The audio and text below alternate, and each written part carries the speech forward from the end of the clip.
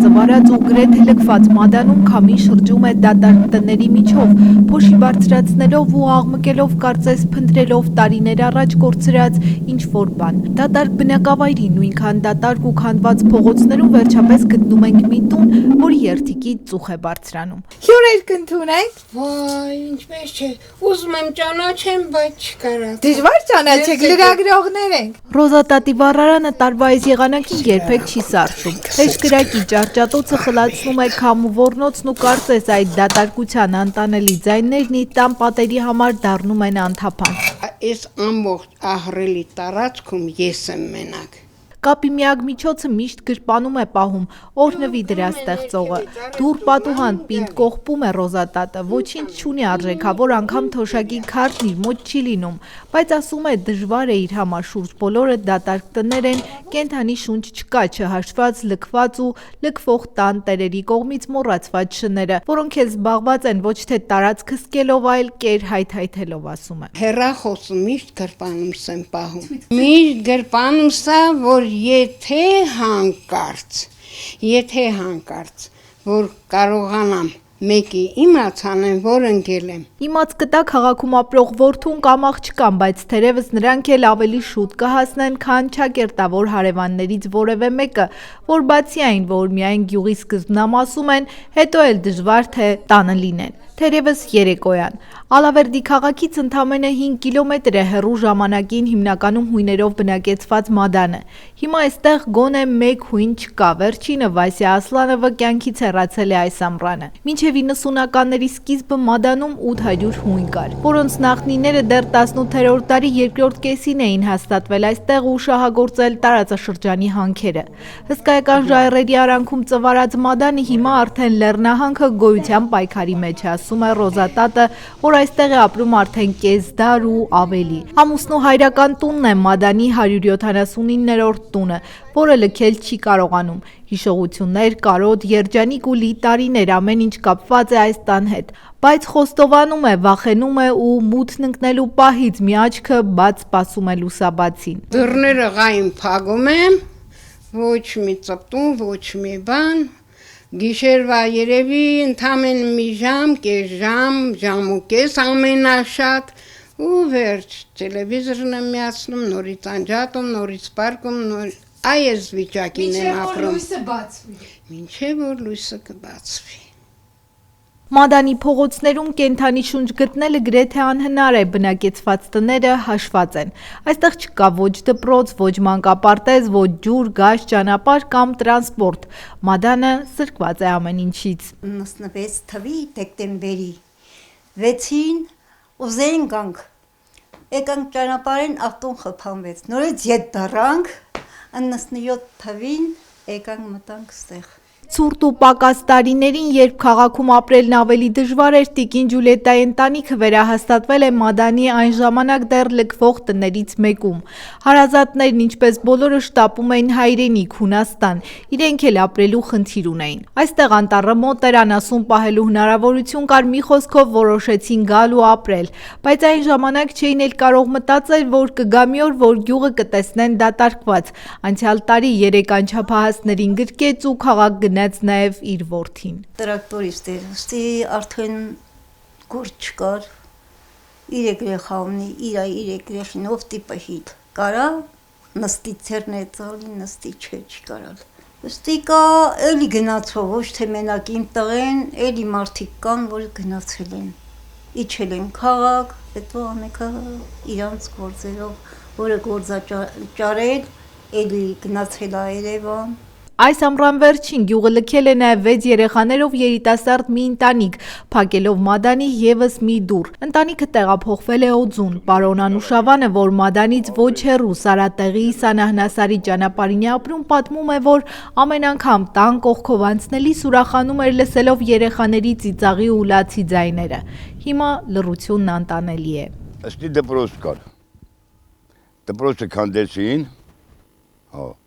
Երեխեքը ստիպված ստյան Ալավերդի, մի որ ձմեռը ձինը գալիս է, երեխան ստյան ոտով իջացնի դի, որ ավտոբուսը գա, ավտոբուսով նորից են Ալավերդի։ Բա որ ես ձմեռն էստի սարճում է, ամենքին իրենց երեխիցը վախում են, որ գնան բանա, ստի դպրոցը կար։ Դպրոցը քանդեցին, որ այդ կամը գնան մադանել երեխա կմներ։ Դե հենց, դե շատ դերն են գնացել, մարդ չկա, ուրա մարդ։ Գնացել են։ Գործի տեղ չկա, աշխատանքի տեղ չկա, ինչ կա։ Այն վաղ հանքեր կար, հանքեր աշխատեր, Ալավերդի։ Գնեն հանքերի մոստյան ժողովուրդը լրիվ հանքում բանեն, բայց որ հանքն էլ փակվեց, էլստի հույն էլ չի մնաց մի հատ։ Պարոն Անուշավանն իսկական լեռնեցի է ամուր կամքով ու բասկով։ Ծնվել է հենց Լալվարում, ասում է առանց այս ժայռերի ու լեռնագագաթների կյանքը չի պատկերացնում։ Այստեղ ցածրում թե ավելի բարձրում Լալվարի փեշին, որտեղ էլ լինի եկողի առջև սիրտն է բացում ու նաև սեղան։ Մենք բարձր սարում ենք։ Ու այդ սարում ինքը, երբ տենում էր մեկը անցնում է, թեկուս անծանոթ, բան ասում էր, այ կնիկ բրծի սեղանի մի մածուն մի բանդի, արի խմելու գործ կա։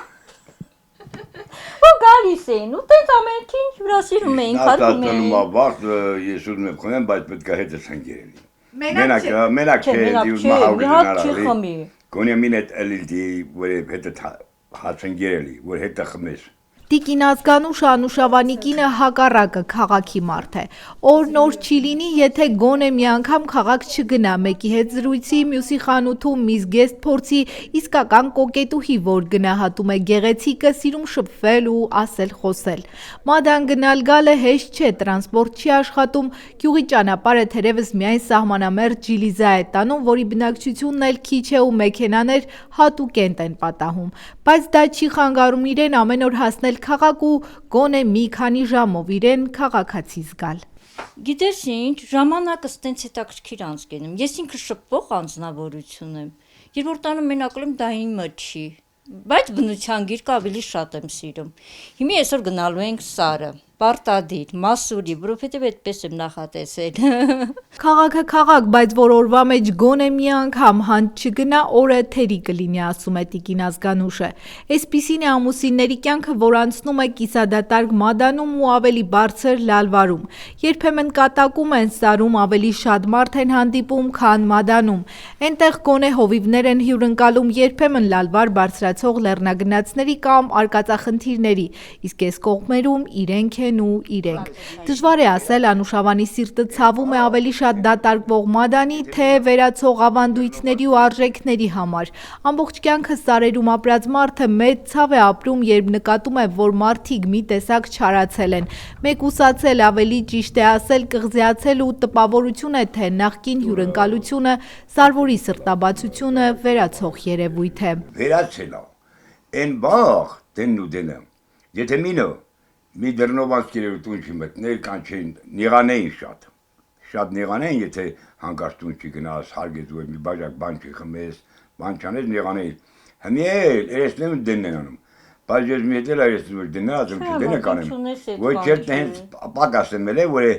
հա, հմի է խոս չունենք, բայց մարոզեգում բրամ միշտ ու նախդի ունենք, ամեն ինչ ունենք, չէ, ստարում այդ ստար որ է գիդեր, ես իմ տան դուրը բաց եմ բրախել, լսի, դուրը բաց է, տեղեքը գիտած եմ, որ այդ տան դուրը բաց է, արաղել կա, էնել կա, եկել եմ տեղ շատ բաղց արդեն հացը սարկած պատրաստ, է կարող է 19-ի հետ գա, Ետ կանների երիկա Այդ որ ասմա անդիեմ են, ինչ անդիել է, ես եմ ռում դի, հնգել ունենում եմ, խվում ենք մետ հաս, էլած բաղթը, օրը անց են կացնում, Այո, Անուշավանն այս կողմերում, ոնց ինքն է ասում, հիմնական բնակիչ է ի տարբերություն նրա, Մադանի դատարկ ու քանդվող տներում ժամանակ առ ժամանակ հայտնվում են ժամանակավոր բնակիչներ, ովքեր հիմնականում չեն հարմարվում կիսադատարկ բնակավայրի պայմաններին ու նորից գնում են։ Գնալու մասին երազում ու ամուսնուն էլ համոզում է նաև 5 երեխաների մայր Գայանեն։ Դժվար է, խանութ չկա, դպրոց չկա, կուզենայի ինչ-որ մի բան ասենք, այս գյուղում փոխվի։ Գոնե մի հատ փոքրիկ խանութ լինի, քանի որ ոչ մի բան չունենք, էլի։ Որ երեխեք Ջուր էլ չունեն, հեսա հիմա եկել էսա սարելու ավ, չգիտենք, էլի ոնց ենք կանի, ասենք գյուղում գոնե աղբյուր չկա, որ ասենք հա գնանք ինչ-որ մեկից կամ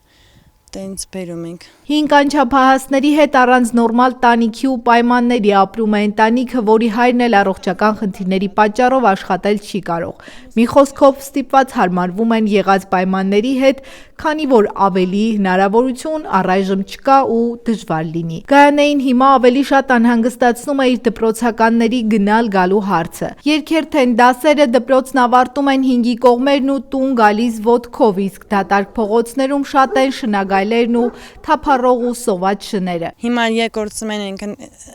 երեխեք գնում, ասենք 11 կես կամ 12-ին գնում են, 5-ին 6-ին գալի արդեն մութ է լինում, հետնեն սաղ ճանապարհը չաղկարշուն, ոտքով բարձրանում են, հա։ Ամեն րոպե տրանսպորտը միջև ասֆալտն է երեխեքին բերում, չի բարձրանում վերև էլի։ Դպրոցականների բախտը բերում է, երբ Մադանի ճանապարհին հանդիպում են տեղականաստղ Գուրգենին, որ հայտնի է մեքենաների հանդեպ ունեցած մեծ սիրով ու ամբողջ կյանքում զբաղված է դրանց ձևափոխման գործով։ Հիմա իր ձեռքով հավաքած մեքենաները շահագործել չի կարող, բայց եղնիկին աչքի լույսի պես է պահում, որ նա էլ իրեն եկամուտ բերի։ Ավտոն քշում ես, յոլա ես գնում։ Տաքսի եք քշում։ Ոչինչ, օրվա հացի կոպեկ ալում գոհենք։ Ու ինչս բողոք ես։ Խելքն էլ տված է, շնորհքն էլ կարում ես ստեղծի։ Ինչից բողոք ես, որ բողոք ես բելտին տալ, բելտին լեկցնել ջեբի հետ։ Դու ես աշխատել։ Ինչ կա, դու ես աշխատել, մարդկանց չնեղացնես,